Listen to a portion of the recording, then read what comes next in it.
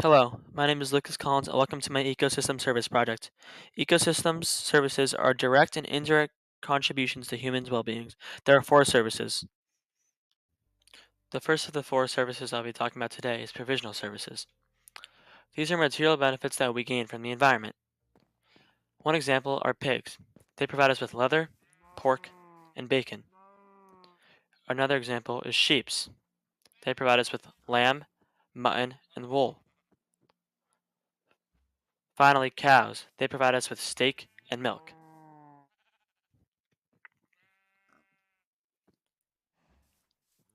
Fish and other sea life provide us with food.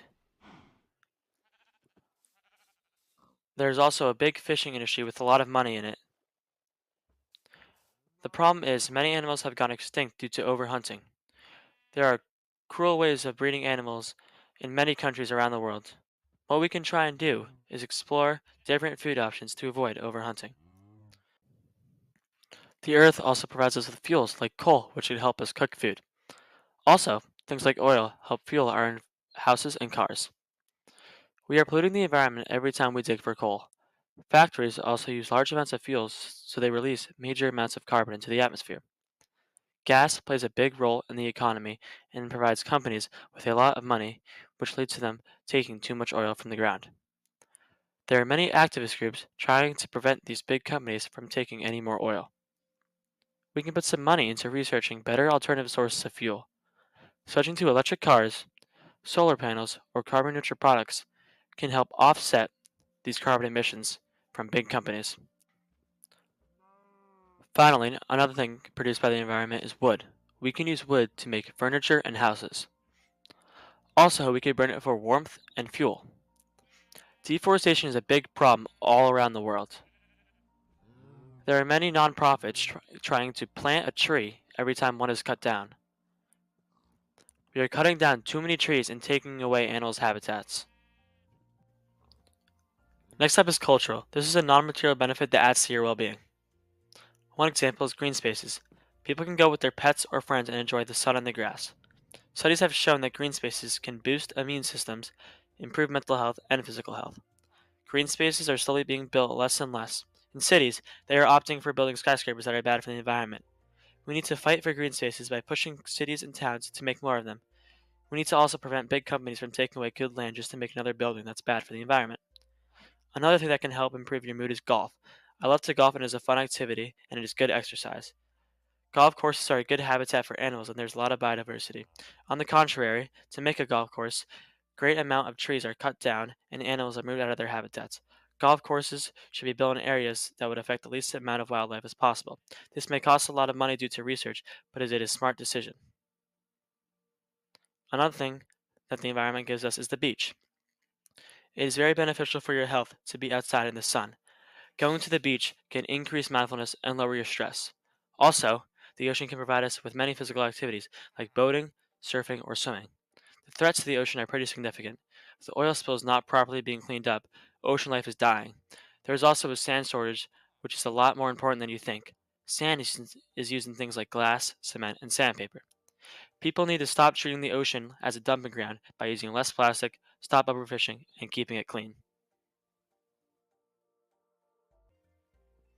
Now we have regulating services. This is what the ecosystems provide by regulating things like quality of air, soil, and water.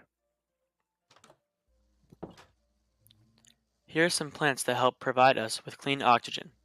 These plants filter dirty air for us and put it back into the environment clean. Plants also provide us with the materials to make clothes. One example is cotton. They also give us the materials to produce medicine. Here is an example of a pollinator, a bee. These pollinators help plants reproduce and spread their seeds. 80% of plants or crops rely on pollinators to function. We need to stop getting rid of habitats of pollinators because they are vital to plants and other organisms. People also need to be informed on what plants are at risk of extinction. If one plant is removed from an ecosystem, it will have a large ripple effect. Next up is the ocean. The ocean stores CO2 and it distributes heat and moisture. The ocean is treated very poorly and it is not good for the environment when the ocean is in bad condition. The ocean is looked at like a paper shredder. People just put in things they want to get rid of.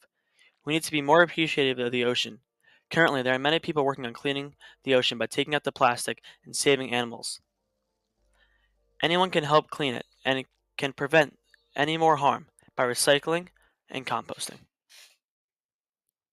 Last up is supporting services. We need this service the most, and it allows all the other services to work properly. Supporting services provide us with the soil that we can grow crops and other plants with. The soil helps store CO2 in the ground. It carries out the natural cycles of water, air, and organic matter. We are taking a substantial amount of soil out of the ground for construction, which releases a lot of CO2 into the atmosphere. Before there is a big dig, there should be some extra research done to see what the effect it will have on the ecosystem. The sun is very important as it provides humans with necessary vitamins. The sun provides plants with the energy they need to grow. The sun also helps with photosynthesis. Photosynthesis is the most important part in plant reproduction. These plants provide us with the oxygen which keeps us alive. So, with no sun, there would be no humans. The problems are deforestation, which means there is less oxygen in the atmosphere. Climate change is also a major threat due to us treating the world poorly. It is affecting agriculture, and we need to change the way we live.